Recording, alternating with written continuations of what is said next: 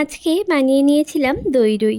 তো অনেকেই কিন্তু কাতলা মাছটা কিন্তু ঠিক পছন্দ করে না, তো তাই জন্য কিন্তু আজকে বানানো হয়েছিল দই রুই।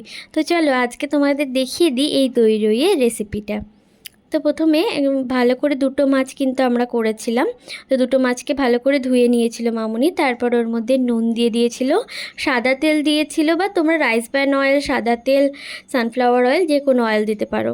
তারপর একটা বাটির মধ্যে দই নিয়ে তার মধ্যে ধনে গুঁড়ো দিয়ে দিয়েছিল, অল্প পরিমাণ মতো নুন দিয়ে দিয়েছিল, আর কাশ্মীরি লাল লঙ্কার গুঁড়ো দিয়ে কিন্তু খুব ভালো করে ফাটিয়ে নিতে হবে।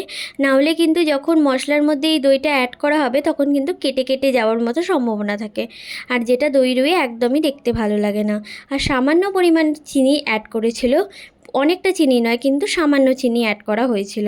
তারপর মিক্সির মধ্যে কয়েক কোয়া পেঁয়াজ, আদা আর রসুন আর কাঁচা লঙ্কা দিয়ে কিন্তু খুব ভালো করে ফাইন একদম পেস্ট নেই, একটু একটু মতো গোটা গোটা থাকবে এরকম করে নিয়েছিল।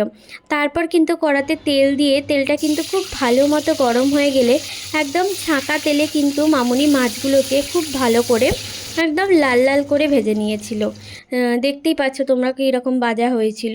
তো ভেজে তুলে নেওয়ার পরে কিন্তু মামুনি এখানে এলাচ, দারচিনি, লবঙ্গ আর তেজপাতা কিন্তু থেতো করে নিয়ে ওই তেলের মধ্যে কিন্তু ফোড়ন দিয়ে দিয়েছিল। দিয়ে তার মধ্যে কিন্তু ওই পেঁয়াজ, আদা, রসুনের ওই পেস্টটা কিন্তু এর মধ্যে তুলে দিয়ে কিন্তু একটুখানি ওই পেস্টেরই জলটা, যেটা দিয়ে মিক্সিটা ধুয়ে ওইটা কিন্তু ভালো করে কষিয়ে নিচ্ছিল প্রথমে মশলাটাকে। মশলাটা সামান্য কষে এলে, সামান্য পরিমাণে তেলটা ছেড়ে এলে কিন্তু ওর মধ্যে ওই যে ফেটিয়ে রাখা টক দইটা কিন্তু অ্যাড করা হয়েছিল। তারপরে কিন্তু প্রায় অনেকক্ষণ ধরে এটাকে কিন্তু নাড়তে হবে যাতে প্রত্যেকটা মশলাগুলো ভালো করে আসে। তারপর সামান্য চিনি আর নুন কিন্তু এর মধ্যে অ্যাড করে দিয়েছিল।